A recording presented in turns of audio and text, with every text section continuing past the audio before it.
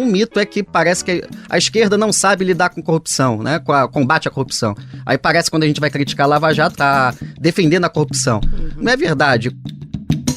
Sem dúvida alguma, a Lava Jato, ela vai ter um braço que vai além do braço jurídico.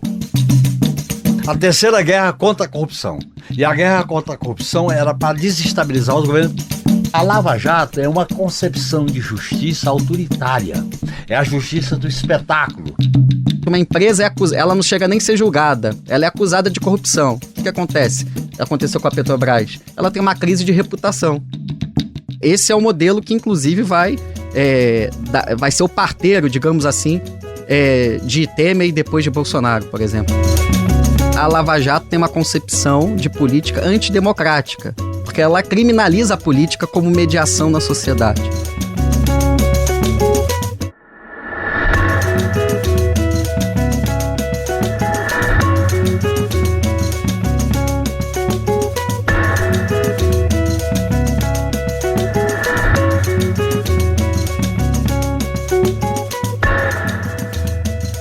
Estamos no ar com mais uma edição do 3x4, o podcast de política do Brasil de Fato, que toda semana traz um retrato dos principais assuntos da conjuntura nacional e internacional. A gente viaja o mundo para falar de política e sociedade, você vem com a gente.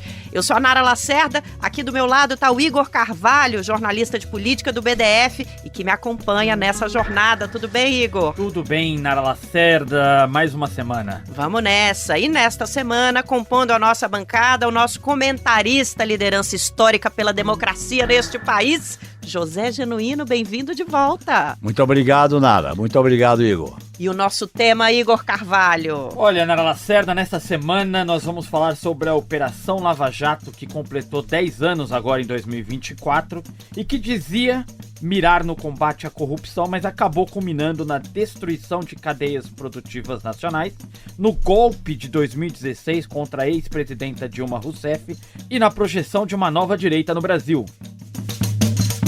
Após diversas derrotas no Supremo Tribunal Federal, a Força Tarefa viu o declínio de seus principais personagens. Vamos lembrar quem são? O ex-juiz Sérgio Moro, o ex-procurador Deltan Dallagnol. Em junho de 2019, aliás, me corrija, porque eu sempre chamo ele de Dallagnol, mas a pronúncia é Dallagnol. Isso. Então, estamos falando desse personagem, gente, mas é isso mesmo. E em junho de 2019, reportagens do site Intercept revelaram conversas comprometedoras entre esses personagens, Moro e os procuradores da Lava Jato, conhecidas como Vaza Jato. Apesar do encerramento da Força Tarefa em 2021, ela continua ativa com desdobramentos no Supremo. Recentemente, o ministro Dias Toffoli anulou todos os atos praticados pela Lava Jato e pela 13ª Vara Federal de Curitiba contra o executivo Marcelo Odebrecht. A operação ainda divide opiniões e tem ligações com o modelo internacional de combate à corrupção liderado, sabe por quem? Pelos Estados Unidos. E a nossa soberania fica onde nessa história, hein? Bom, para trazer uma análise desses 10 anos da Força Tarefa, o 3x4 conversa com o historiador Luiz Eduardo Fernandes, autor de A Internacional da Lava Jato, Imperialismo, Nova Direita e o Combate à Corrupção, como faça. Fernandes argumenta que a operação foi instrumentalizada como parte de uma ofensiva liderada pelos Estados Unidos contra governos não alinhados aos interesses norte-americanos. E é com ele que a gente vai conversar agora. Bem-vindo, Luiz. Obrigada pela presença.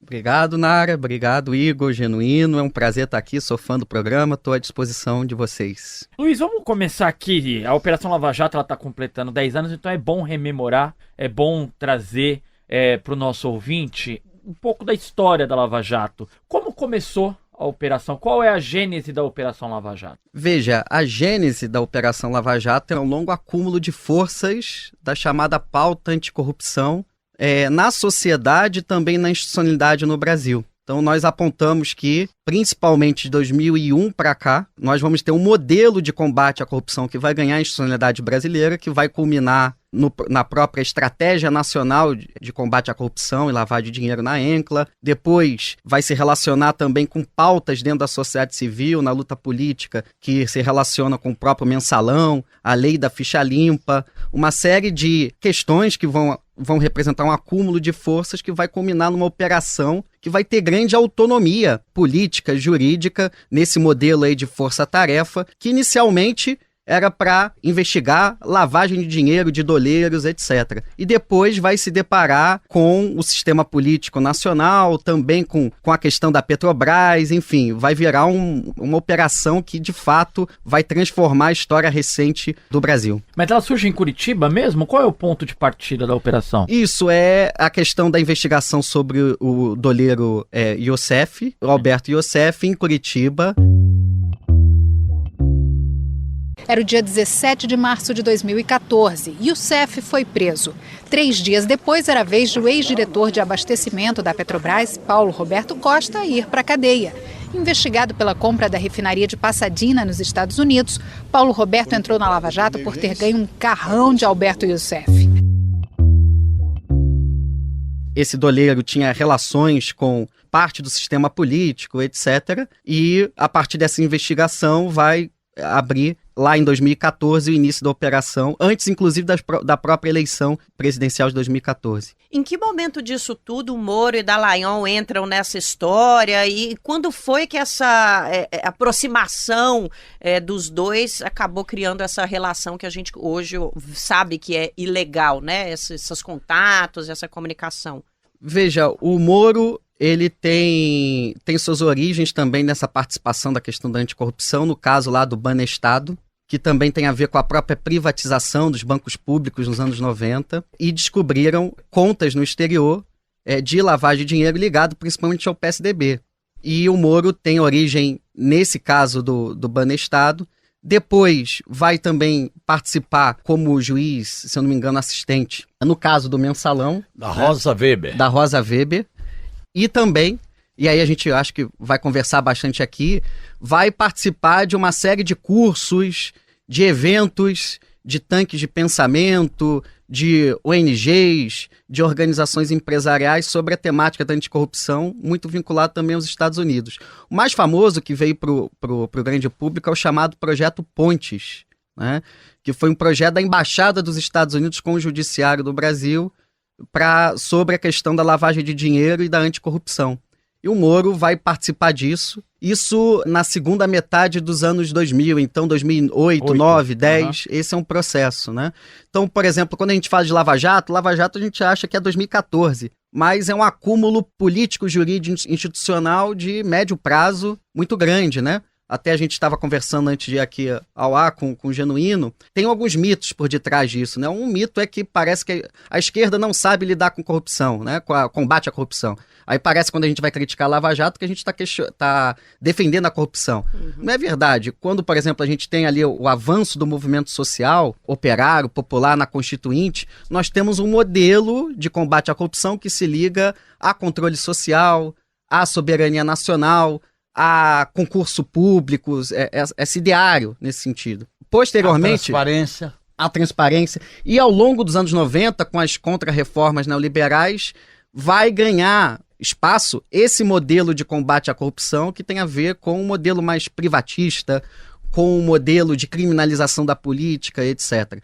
Então a Lava Jato que vai ser uma resultante desse acúmulo de forças que tem a ver com agentes, digamos assim, forças sociais nacionais, mas principalmente também externas. Sobre esses mitos que você está falando, de fato, aquele posto da Torre em Brasília é a pedra fundadora ou não?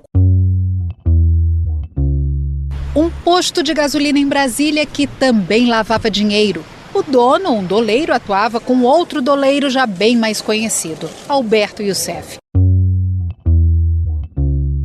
Qual é a história do posto da Torre de Brasília? Olha, eu não sei particularmente precisar isso, mas sem dúvida alguma, a Lava Jato ela vai ter um braço que vai além do braço jurídico, como nós conhecemos. Ela vai ter um braço que vai se ligar à questão econômica, que depois também nós podemos conversar, e também um braço que a gente pode falar ideológico, cultural, de criação de mitos, né? O mito que o Estado cria corrupção, o mito da Petrobras como grande antro de corrupção no Brasil, é o mito que a iniciativa privada não tem corrupção, São mitos que, de fato, eles constituíram, eles impulsionaram, que são até anteriores, que vão, digamos assim, mais do que eles entrarem na questão jurídica e política estrita, eles vão disputar hegemonia na sociedade.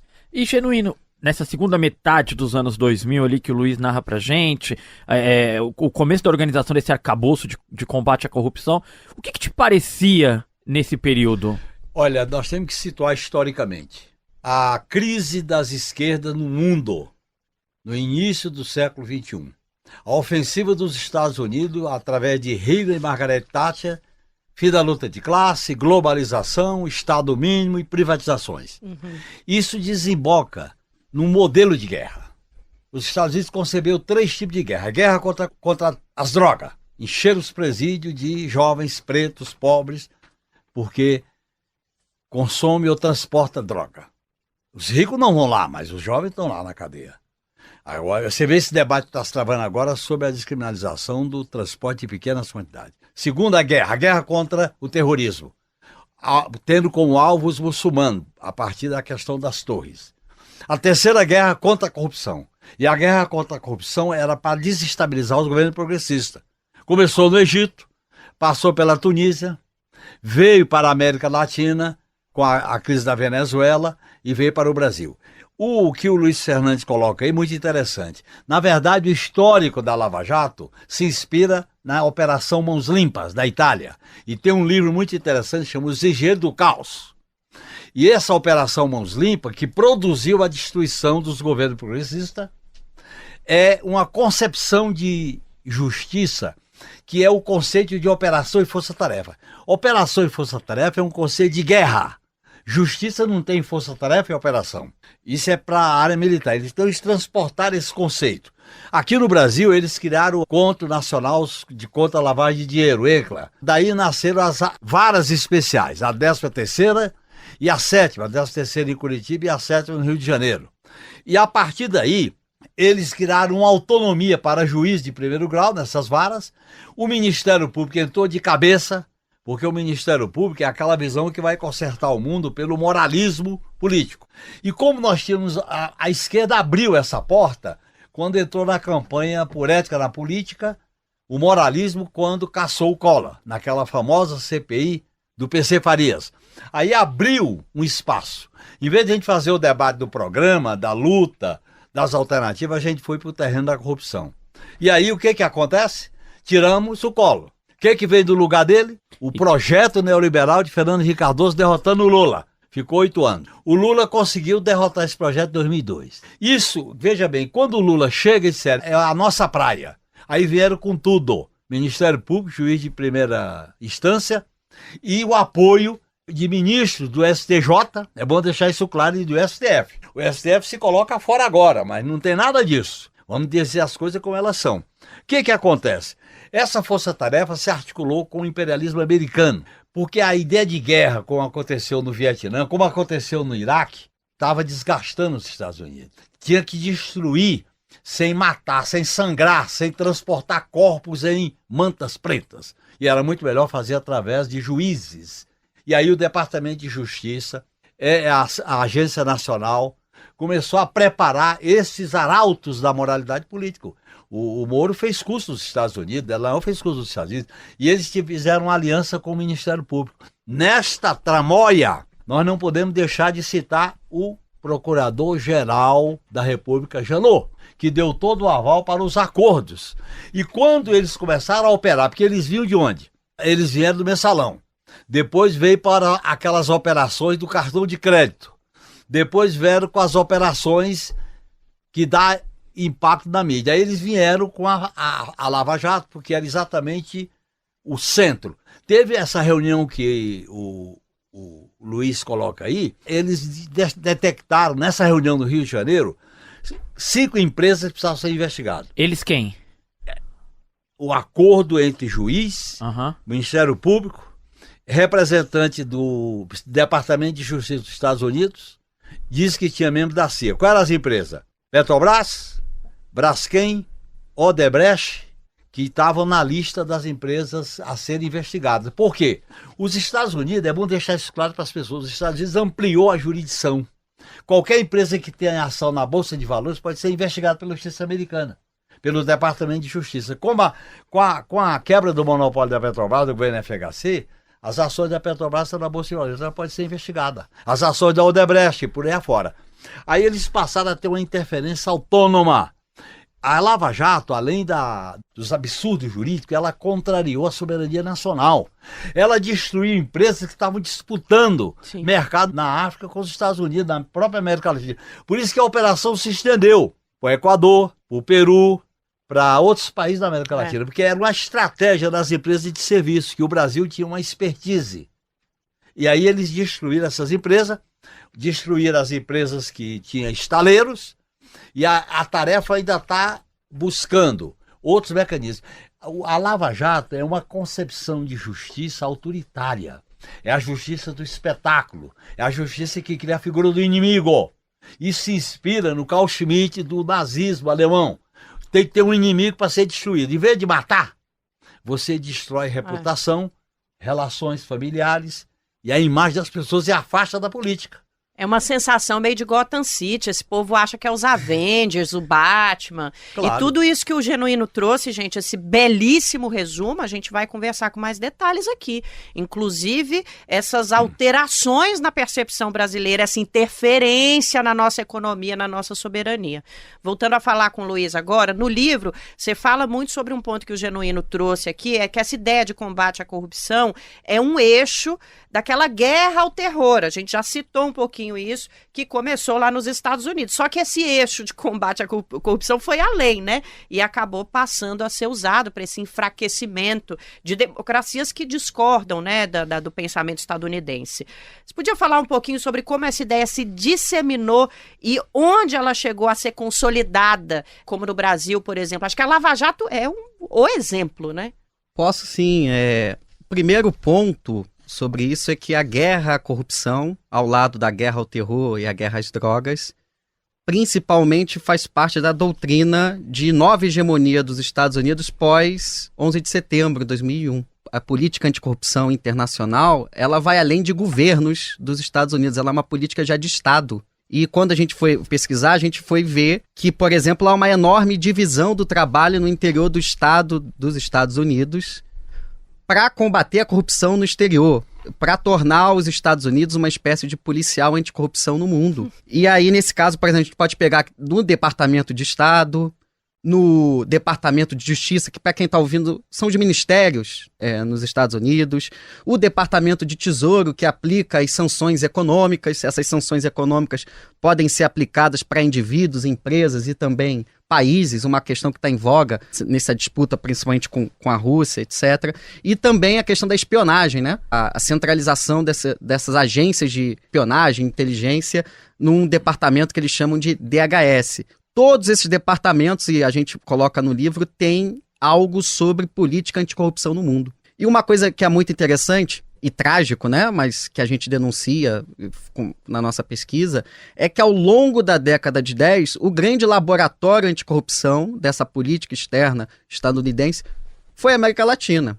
Claro. E a Lava Jato, isso dito por eles, por documentos que nós utilizamos do Congresso dos Estados Unidos, de pesquisa, lá do Centro de Pesquisa, que vai falar que a Lava Jato foi o exemplo mais avançado, e aí eles colocam isso no documento...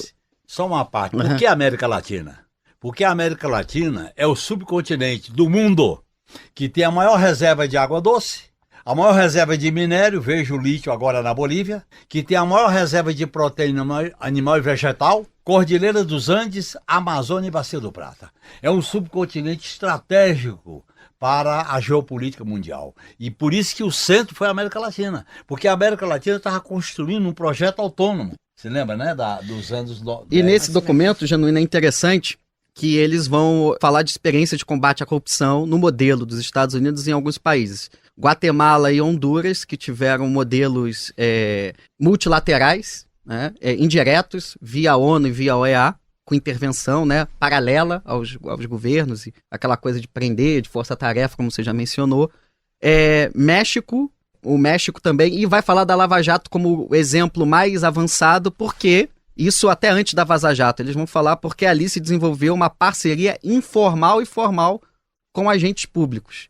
Eles, na linguagem lá dos Estados Unidos, eles conseguiram recrutar campeões. Que eles falam campeões, aquela linguagem bem competitiva deles, isso né? atravessando a relação entre os dois países. Sim, isso está em documento diplomacia público. nenhuma envolvida. Sem diplomacia, contrariando a diplomacia. E- Isso era feito clandestinamente. Ai, gente. E o que negócio que até a gente fica meio... Isso é documento público, Exato. né? Eles admitindo que eles desenvolveram parcerias informais com agentes públicos brasileiros e por isso que a Lava Que Jato é um representavam órgãos públicos Sim, brasileiros. sim. Luiz, e a grande Isso é muito experiência sério. que eles iniciaram foi com a disputa comercial com a empresa francesa, Alstom. Alstom. Isso. Exatamente, a disputa. E eles quebraram essa empresa. Foi uma empresa americana. E eles usaram esse esquema. É uma guerra que se transporta também por terreno tecnológico, comercial. Essa troca de experiências, informações entre esses agentes públicos brasileiros e o governo americano, ela se dá em que ano, em que período?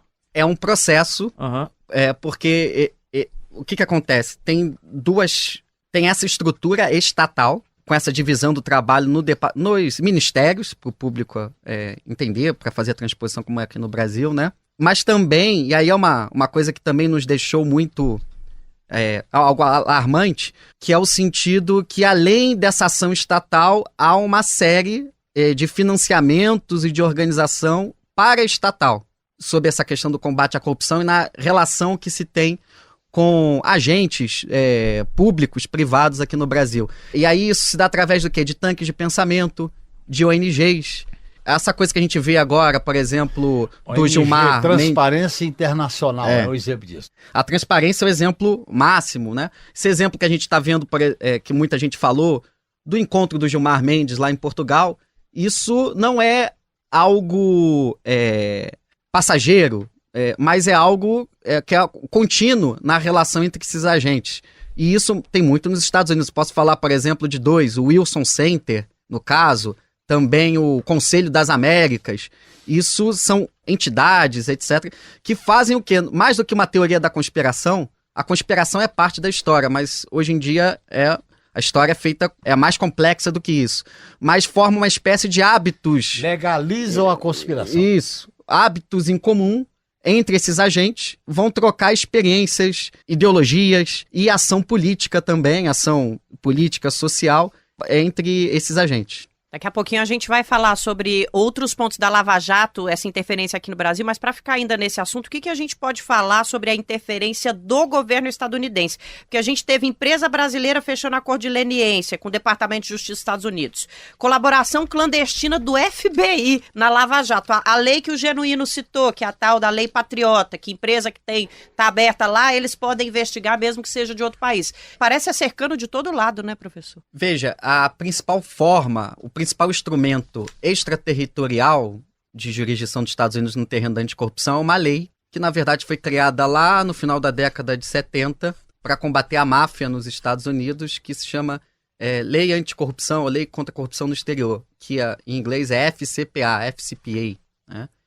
E 2 anos 2000 para cá, a FCPA ela é um instrumento geopolítico dos Estados Unidos. Essa lei que enquadrou a Petrobras, a Embraer, outras empresas. E aí teve um debate, logo um pouco depois da Lava Jato, qual que era o debate? A FCPA é um instrumento... Você citou a Embraer. Lembre-se que a Boeing queria comprar a Embraer, que ela disputa com a Bombardier do Canadá a venda de aviões pequenos, médios.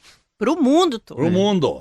Logo, quando estourou a Lava Jato, alguns críticos, os primeiros, né, os mais ousados, corajosos, fizeram a crítica que a FCPA podia ser um instrumento de guerra econômica dos Estados Unidos. E aí, até na época, Moro, Dallagnol, o Janot, respondiam que não. A FCPA enquadra em sua maioria empresas dos Estados Unidos. A gente fez um levantamento que até 2019, por exemplo, de fato, 67% das empresas enquadradas, ou seja, que foram multadas pela FCPA, eram dos Estados Unidos. No entanto, as 30 maiores multas da história da FCPA até 2019, 24 são de empresas estrangeiras, sendo que, se não me engano, 4 eram brasileiras. O topo era a Petrobras. E aí teve um debate até lá, nos Estados Unidos, quando o Trump entra, que ele vai falar que a FCPA atrapalha os negócios dos Estados Unidos. A academia, os intelectuais orgânicos do imperialismo estadunidense leia-se, principalmente nesse terreno jurídico lá, o pessoal de Stanford, vai responder que não. A FCPA, pelo contrário, essa lei ajuda os negócios dos Estados Unidos. Por quê? Porque ela vai disciplinar a concorrência entre as empresas, vai manter os preços de monopólio, vai aumentar os custos para as empresas concorrerem, porque agora, para você concorrer no mercado internacional, você vai ter que ter um custo maior de contabilidade, de advogados. Aí vem a porta giratória. O Moro foi trabalhar nos Estados Unidos. Tem a coisa da porta giratória no mercado de compliance, né, de conformidade. E também facilitar a espionagem. E uma outra coisa que a FCPA é muito instrumentalizada é o seguinte, uma empresa, ela não chega nem a ser julgada. Ela é acusada de corrupção. O que acontece? Aconteceu com a Petrobras. Ela tem uma crise de reputação. Ao ter uma crise de reputação, o valor das baixa. ações. E quem está especulando ama. Ama. Então eles fizeram isso o mundo afora, não só com a Petrobras, também com a Alstom. Tentaram fazer com a Nokia. Fazem também com várias. Isso é uma estratégia. Tentaram fazer com a Huawei chinesa. A FCPA não é a lei patriota. Não, é a lei anticorrupção. Que eu, inclusive, no exterior. quero recomendar, eu li, quero recomendar. Há um capítulo no livro do Luiz sobre a lei patriota e como ela é utilizada, até fazer um resumo para o nosso ouvinte, que é bem interessante, porque eu mesmo desconhecia todos aqueles meandros e o quanto o governo americano, pela lei patriota, pode acessar de documentação de outros países. Né? Sim, o interessante é o seguinte, a lei patriota ela foi criada logo depois do 11 de setembro para poder espionar qualquer indivíduo, empresa, país que tivesse suspeita de terrorismo. E até isso foi criado no Bush e depois vai ser renovada pelo Obama. E o interessante, ó como é que é as novas formas aí de intervenção do imperialismo. Ao mesmo tempo que tem o Estado, com essa lei, eles vão incentivar uma série de iniciativas na sociedade civil que facilitem a implementação dessa lei. E é o que eles vão fazer nos países periféricos. Uma coisa que até a gente já está normalizando, que é bem perigoso. O negócio chamado governo aberto, parceria do governo aberto. O discurso é bonitinho, fala de participação social, etc. Mas o governo aberto é o seguinte, é você democratizar os dados das empresas, do governo, mas quem é que cuida desses dados? São empresas transnacionais dos Estados Unidos. O Google, por exemplo. As Big Techs passam a ter todas as informações. Eu vou só dar um exemplo. Em 2019, todas as informações do Enem foram entregues à Microsoft. No governo de Michel Temer. Rapaz, é fácil demais ser liberal desse jeito, hein? Ai, que moleza. Agora, tem um detalhe interessante. A estética dessa guerra. Primeiro tem que ter nomes que colhem na opinião pública. Operação Mãos Limpas. É um nome charmoso. Mensalão é um nome charmoso. Lava Jato é um posto de gasolina. Aí eles vão criando nomes para facilitar a disputa. Toda grande operação no Brasil passou a ter nome. A polícia tem um departamento. Se tiver um número, não pega, né? Que cria Operação nomes. 1, 2, 3. Nomes que cria no imaginário popular. É uma disputa de hegemonia. E qual é a reta final das operações? Alvos políticos. Quais são os alvos políticos? Sindicatos fortes, partidos de esquerda, lideranças populares. O que aconteceu com o Lula também aconteceu com o Correia no Equador. A Kirchner na Argentina. Aconteceu com o Egito, na Tunísia, porque eles atingem os alvos. Em vez de matar, como era no passado, a CIA matava com atentado, eles matam a reputação. Aí vai destruir as pessoas. É um roteiro de seriado de péssimo gosto. Companheiro, para a gente fechar um bloco, eu tenho uma pergunta para o senhor. A Lava Jato feriu a nossa Constituição aqui no Brasil? Claro, feriu a Constituição em vários aspectos. Primeiro, o direito de defesa, o contraditório e a necessidade de prova, que está no artigo 5º. Segundo, feriu quando instrumentalizou para a prisão em segunda instância. Feriu a soberania nacional porque os acordos entre a Operação Lava Jato e o Ministério Público dos Estados Unidos, Departamento de Justiça, tinha que passar pelo governo e não passou pelo governo.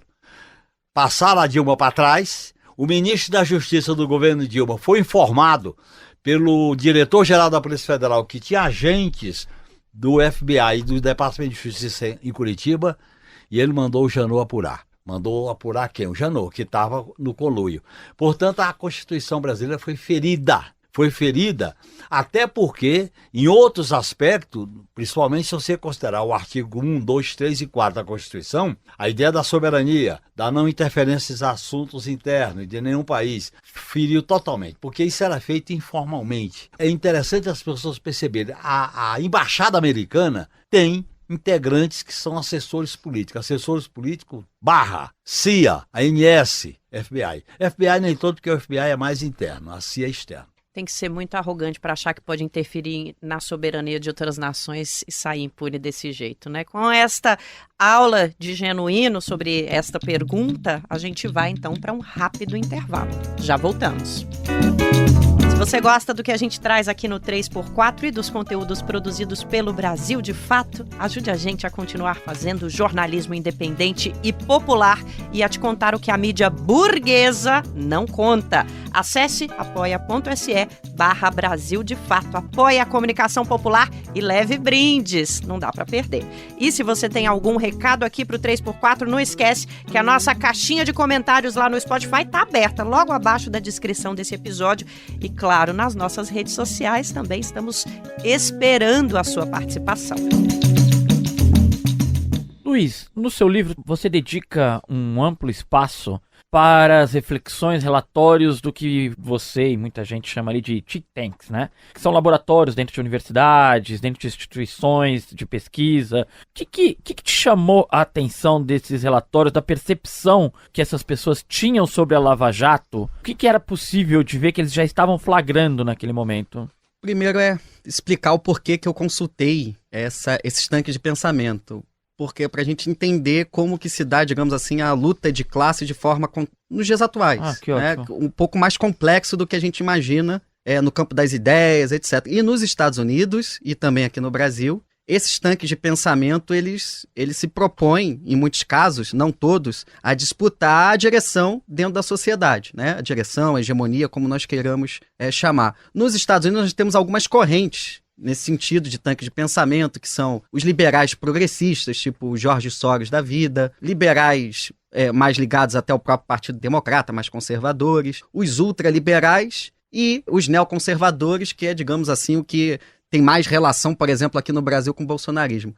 Eu fiz um levantamento de como que esses tanques de pensamento se posicionaram sobre a Lava Jato. O interessante é que todas essas correntes apoiaram a Lava Jato como algo positivo para o combate à corrupção, seguindo o modelo dos Estados Unidos. No entanto, eles vão ter divergências sobre o combate à corrupção nos Estados Unidos. Muitos vão defender um modelo mais parecido com até da Lava Jato para dentro dos Estados Unidos, outros nem tanto, mas o curioso que me chamou a atenção é que esses tanques de pensamento vão defender a Lava Jato e vão ter relações próximas com outros tanques de pensamento, organizações empresariais daqui do Brasil. A gente pode falar o próprio Instituto Milênio, o próprio MBL, o próprio Moro, Dallagnol. Até eu contei, isso até parece piada, mas é verdade. Uma daquelas entrevistas que o Moro dá em Nova York, quando vai dar aquelas palestras, a mídia omite uma coisa. O que omite? Ele vai num encontro, se eu não me engano, do Cato Institute, que é um instituto ultraliberal nos Estados Unidos, ser homenageado. Ele vai receber o prêmio Milton Friedman do ano, que é tipo homenagem. Milton Friedman hoje é um dos ideólogos do neoliberalismo, etc. E aí a gente vai entendendo como Milton tem uma teia de relações. A política econômica do Pinochet após o golpe de 73 do Chile. Que currículo. Então a gente vai entendendo essa junto teia com o de Guedes, relações. Que ela trabalhou como ministro da Fazenda do inelegível Bolsonaro. Então a gente entende a teia dessas relações, que além da conspiração, há uma visão de mundo em comum. Esse modelo de combate à corrupção da Lava Jato tem um modelo também que é econômico, que é o seguinte: o Estado é o promotor da corrupção, logo, para você combater a corrupção é bem simplista, né? Você tem que acabar com o Estado, tem que desmontar o Estado como agente de desenvolvimento econômico, social. Então, esse é o modelo que, inclusive, vai ser o parteiro, digamos assim, de Temer e depois de Bolsonaro, por exemplo. Gente, o frio na espinha que me deu o dia que lá em 2016, 15, eu vi a esposa do Moro na capa da revista Cláudia como uma grande personalidade feminina. Eu falei, rapaz, isso aí tá errado demais. Mas vamos lá, essa pergunta aqui vale para os dois. Vou começar com o professor. No livro a gente percebe a defesa de que a Lava Jato teve fins políticos, e essa é a percepção, acho que geral do nosso campo e de parte da população que não está no nosso campo também. Isso dava para perceber desde o começo? Vou perguntar para você que a resposta do Genuíno vai ser sim. Mas lá no comecinho já dava para perceber que esse povo estava com umas intenções por baixo dos panos aí? Sim, principalmente se a gente for pegar já o contexto ali da eleição de 2014. Os vazamentos seletivos no segundo turno já apontavam para isso. Mas para além, eu acho que o esforço até do livro é a gente tentar fazer uma crítica radical, não radical no sentido do extremismo, mas radical de você ir na raiz desses desvios. E a raiz, muitas vezes, desses desvios está numa coisa: a Lava Jato tem uma concepção de política antidemocrática, porque ela criminaliza a política como mediação na sociedade. A outra coisa é que a Lava Jato vai ser também instrumento, principalmente ligado ao imperialismo estadunidense, de guerra econômica. Guerra econômica que tem a ver com a destruição das cadeias nacionais produtivas, a política de conteúdo nacional da Petrobras, mas também uma coisa que tem muito para a gente discutir nos dias atuais, vai ser uma das grandes defensoras, dentro dessa lógica de você tem que privatizar para combater a corrupção, das políticas de austeridade radical. Então, por exemplo, essa questão do estouro do desemprego, do subemprego, da operação, pós-operação, como uma das consequências econômicas, tem até o estudo de Diese que mostra isso muito bem, tem a ver também com interesses do imperialismo. Porque hoje, ainda mais no mercado mundial, globalizado, como nós queiramos chamar aqui, você precisa ter uma taxa de exploração, um desemprego maior na periferia, para, nos países centrais, você ter condições da classe de imposição maior do capital sobre a classe trabalhadora. Então, você tem essas relações aí bem claras que a Lava Jato ela é funcional nesse sentido aqui no Brasil. Esse processo, menina, já estava mais ou menos evidente. Entendi. Aliás, ele estava evidente no Mensalão. Essa palavra mensalão foi criada pelo Roberto Jefferson, numa articulação com a direita. E qual foi a proposta no auge do mensalão para o Lula? Lula, não dispute a reeleição em 2006, que não vai ter processo contra ele. É simples assim. Então, é uma operação muito sofisticada. Aí, o exemplo disso é o que aconteceu na Itália. Além do livro Engenheiro do Caos, tem um outro livro que disseram: o golpe começou em Roma e facilitou a extrema-direita. Quando começou a Operação Mãos Limpas, parte da esquerda apoiou a Operação Mãos Limpas. Quando começou aqui, parte da esquerda se iludiu, achando que ali ia ser a reforma. A esquerda substituiu a visão de luta de classe, de movimento popular, de movimento social, pelos juízes. E eu vou dar um depoimento aqui, até eu falei isso para o Luiz. Quando eu estava já denunciado, eu recebia como deputado os procuradores. Aí eu li para os procuradores um texto do livro O Que Fazer, do Lênin, que é a figura do revolucionário profissional, mas não disse que era do Lênin. Aí um procurador disse: deputado, interessante, que livro é esse? Eu digo: isso aqui eu vou dizer que é um livro dos revolucionários profissionais, que não tem aposentadoria, carro preto, nem salário milionário. É o pessoal que dá a vida para fazer a revolução. Vocês acham que vão ser a vanguarda da revolução? Com todos os privilégios que pega a República. Tem o nível salarial, o nível de aposentadoria e por aí afora. Porque esses corpos autoritários, eles passam a adquirir não só imunidade, como privilégios. Por exemplo, os caras que vão fazer uma operação especial, eles recebem diárias maior do que aqueles que estão trabalhando nas suas respectivas varas. Portanto, é um corporativismo de alta promoção. E aí, o que acontece? Eles se tornam conhecidos, alguns vão disputar a política. Teve até um caso de um prócer do Ministério Público que foi governador do Mato Grosso, ele era da turma barra pesada do Ministério Público, e assim vão produzindo. Então, o leito, a matéria-prima do que vem depois com o bolsonarismo foi a ideologia, a cultura da Lava Jato. E os tribunais superiores, no início, fecharam os olhos, ou então foram coniventes. Foram coniventes, parte do Ministério Público, parte foram coniventes. É bom deixar. Sim. Alguns ministros do Supremo, ministros do STJ foram coniventes. Fato. E aí eles foram avançando. Agora, o acaso tirou a roupa da Lava Jato. O acaso foi o hacker que tirou a roupa da Lava Jato. Aí não dava mais para esconder, porque o judiciário precisa ter legitimidade. Com aquilo que a Vaza Jato revelava, tirou a roupa, aí não dava mais para deixar como dava. Ô, Genuíno, me ocorreu agora, te escutando, eu queria juntar, na verdade, duas coisas. O Luiz falou um pouco sobre a reflexão desses tanques de ideias, a respeito, inclusive, da luta de classes inserida no contexto ali do judiciário, e te escutando falar um pouquinho.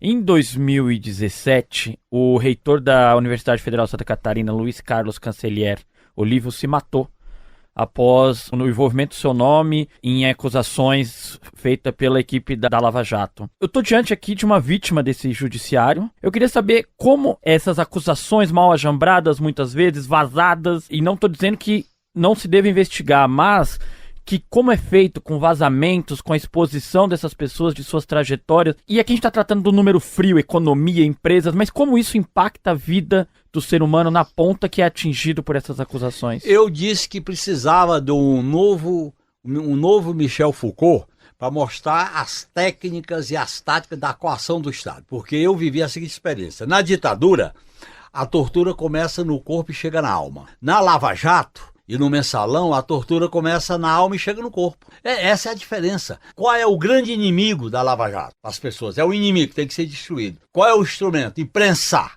Tanto que eu vivi essa experiência dramática. Quando eu saí da prisão em 77, depois de 5 anos na cadeia da ditadura, eu vi um carro da polícia e tinha medo. Quando eu saí da prisão Lava Jato, eu vi um carro da imprensa e eu me assustava. Porque a imprensa passa a ser um agente ligado, militante deles. É tanto que está aí a Vaza Jato informou vários jornalistas que prestavam serviços informais para a Lava Jato. Então, a justiça de exceção, o lawfare, é uma justiça de exceção, é ditadura. Só que as técnicas são outras. Você destrói sem matar. Família, reputação, amigos, cobrança, porque pega um tema que mexe com o consenso popular. Claro. É a maior fake news da história da humanidade que eles criaram. E é triste porque você vê, a Veja continua vendendo na banca, né? No final, nessa cadeia toda, quem menos perde é essa imprensa que especula em cima desses fatos, né, Luiz? E a Globo? Também.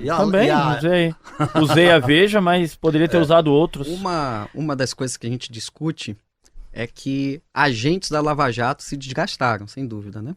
Principalmente o núcleo de Curitiba. No entanto, o lavajatismo ainda é uma arma funcional para interesses de agentes econômicos, políticos, a própria burguesia. Aqui no Brasil, a gente vê qualquer coisa que até o atual governo fala de investimento público, de política social, lá vem aquela coisa, vai aumentar o Estado, vai gastar mais, vai ter mais corrupção. Esse lavajatismo, que é em termos ideológicos, culturais, é a renovação do discurso anticorrupção, que é histórico, utilizado aqui pelas direitas no Brasil, ele ainda é funcional. Por isso que ele não é totalmente desgastado. A gente pode até pegar um exemplo, Genuíno lembrou agora, o editorial do Globo no julgamento do Moro, defendendo que o Moro deveria ter o seu mandato intacto, né? Isso é até um exemplo. Eles estão desgastados, mas não, eles ainda são funcionais. Né? Porque a concepção de justiça da Lava Jato não foi derrotada nem destruída.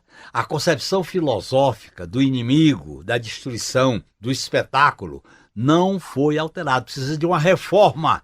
E profunda. Por mais que a etiqueta Lava Jato esteja velha, desgastada, troca essa etiqueta, né? A mentalidade... É a concepção de justiça. Sim. Aliás, essa concepção de justiça é americana, não é europeia. A Europa tem outra concepção de justiça. Tem um livro que se chama O Direito Penal do Inimigo, de origem americana. O inimigo é o direito penal para destruir, para matar, para eliminar fisicamente. Se não é fisicamente, pelo menos a gente vê até nos filmes esse pensamento estadunidense, é hegemônico, essa coisa de que é nós contra o mundo. Mas vamos voltar aqui para o nosso debate, porque a gente tem no Brasil consequências diretas da Lava Jato na nossa economia, na percepção da nossa sociedade em relação à classe política e na nossa sociedade, nas nossas instituições. Queria conversar um pouquinho, Luiz, sobre esses impactos. O que foi que a Lava Jato trouxe de prejudicial para a nossa economia, para a nossa sociedade, para o nosso sistema político? Dá para resumir, porque foi muita coisa, né? É muita coisa, né? É um impacto que ela é parteira dessa ordem política institucional pós-2016 e que mesmo a gente vencendo as eleições, nós estamos tendo que lidar com essa correlação de forças, com essa ordem institucional e política que tem a ver com a austeridade radical, a realidade precária no mercado de trabalho, a criminalização do Estado como indutor do desenvolvimento, a criminalização da política, uma série de consequências muito grandes nesse sentido. Mas eu queria salientar uma que às vezes é pouco falada sobre a Lava Jato, e isso é até uma boa, dando uma dica, o pessoal fazer às vezes uma reportagem, até uma pesquisa. Se vocês forem, por exemplo, ver a destruição das cadeias produtivas nacionais, por exemplo, no Rio de Janeiro, você tem a destruição lá de Itaboraí com Perge. Quem é que vai entrar no lugar naquela estrutura ali social e econômica? O crime organizado. Se você for pegar o Itaboraí... Os estaleiros. Estaleiro. Quem é que entrou ali? A milícia. Aumentou ali a presença. Então, para a gente ver até o dito combate à corrupção, na verdade é um modelo aí social, econômico, que atende esses interesses do atual, da radicalização neoliberal aqui na periferia e que tem consequências nefastas. Ô Luiz, essa parte é fundamental. Você defender na desregulamentação a tiragem do Estado abre... Criminalização da política. Claro. Não, abre para o crime organizado, para as milícias, porque está tudo desregulamentado, o Estado não presta, Sim. Então nós vamos fazer o Estado paralelo. Inclusive isso apareceu agora na catástrofe do Rio Grande do Sul, é a solidariedade dos indivíduos e não do Estado, para poder fazer o quê? Aí entra as milícias, entra os PCC da vida, para fazer negócios. Veja bem o que aconteceu na Amazônia, o que aconteceu no Nordeste. Você enfraquece o papel do Estado fiscalizador, de prevenção, aí entra a livre iniciativa. A livre iniciativa vai desde os bancos até a milícia e o crime organizado. Até os garimpeiros em terra Yanomami. Exatamente, os garimpeiros em terra, tudo está liberado. É o salve quem puder. Essa questão do Estado mínimo é uma tragédia social, moral e ética.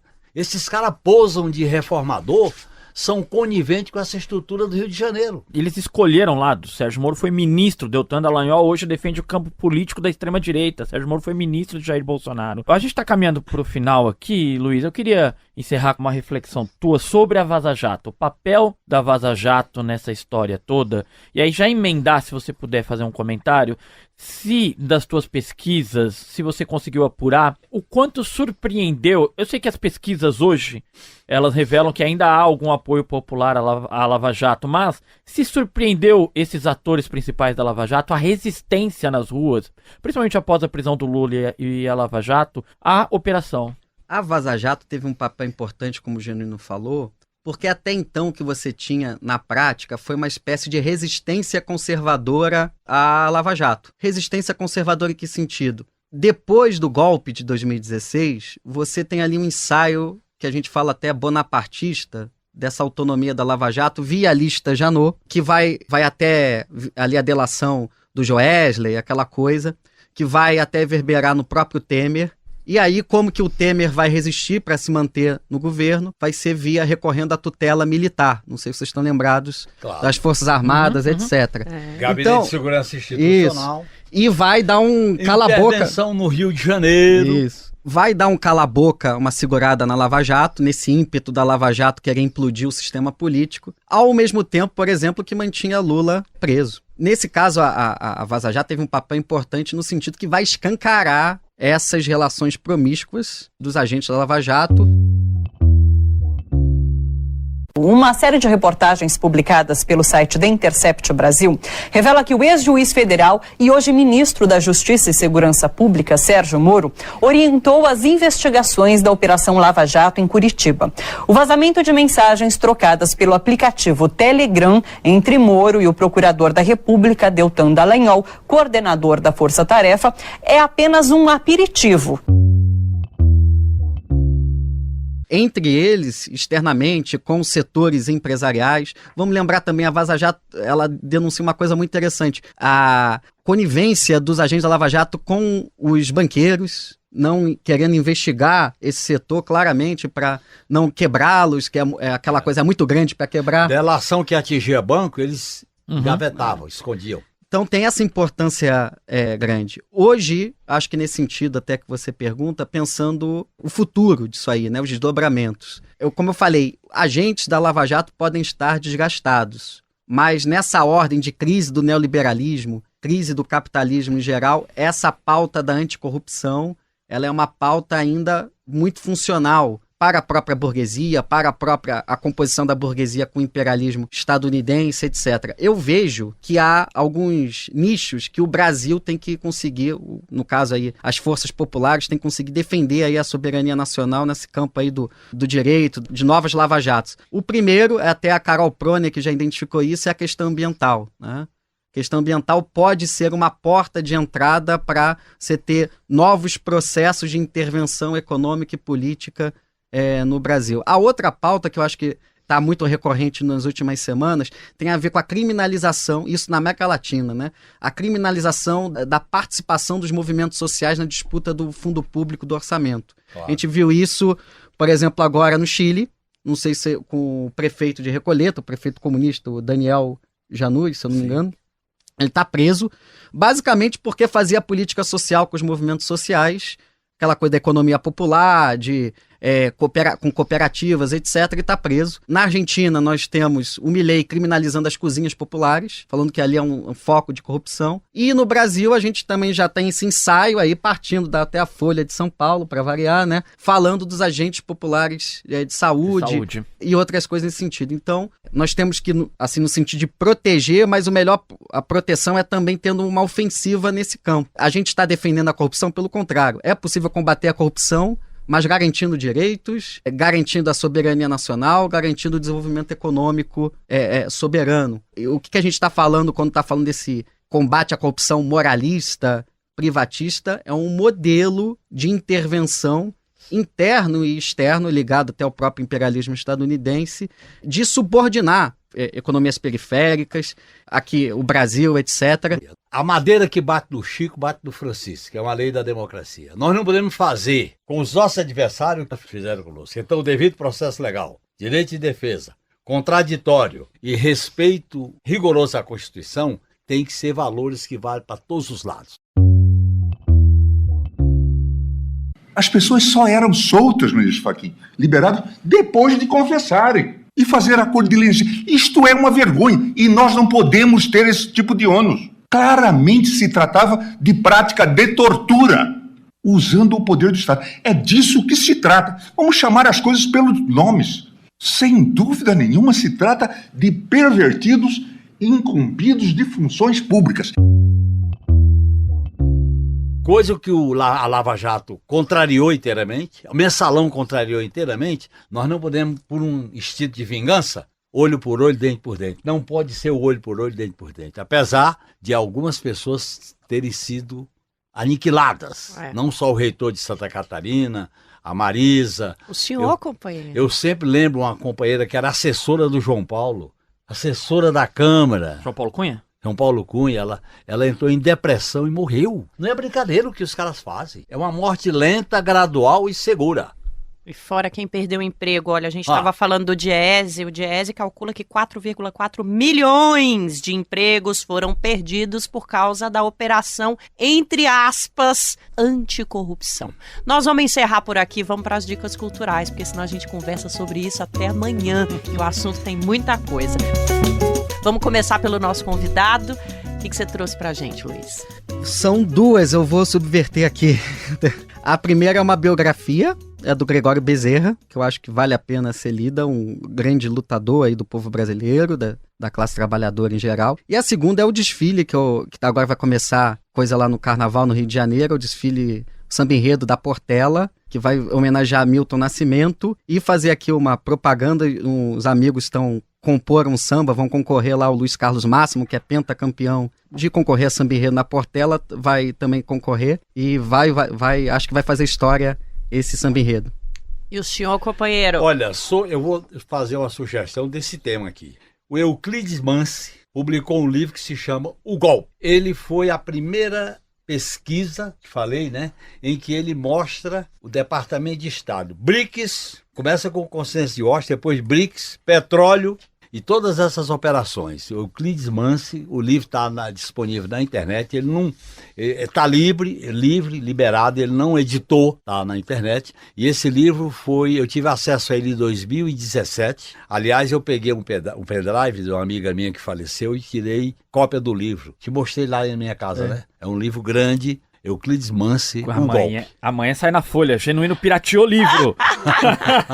Na Folha, na Veja e no Fantástico. A gente também tem uma dica, né, Igor, da equipe. Tem. Bom, nós vamos indicar a Internacional da Lava Jato, Imperialismo, Nova Direita e Combate à Corrupção como Farsa. Livro do Luiz, eu li no final de semana. Embora o tema seja muito complexo, tenha datas, dados, números, contratos, o Luiz o faz de forma muito acessível ao leitor. E o lançamento, Luiz, será no dia 13 às 17h30 aqui em São Paulo, na livraria Autonomia Literária, é isso? Isso, perfeito. O endereço é Rua Conselheiro Ramalho 945, fica na Bela Vista, e José Genuíno estará lá no lançamento. Vou estar lá no lançamento, na mesa, e esse trabalho do Luiz é muito importante porque está documentado. As provas estão lá, cristalinamente expostas. É isso, pessoal. Queria muito agradecer Luiz Eduardo Fernandes, historiador e autor desta obra, da qual nós tratamos aqui. Obrigada demais pela sua presença e por essa aula, viu? Eu que agradeço, foi uma honra estar aqui conversando com vocês hoje. Companheiro, obrigada. A gente trouxe algumas emoções aqui também. Queria te agradecer por compartilhar com a gente, viu? Muito obrigado.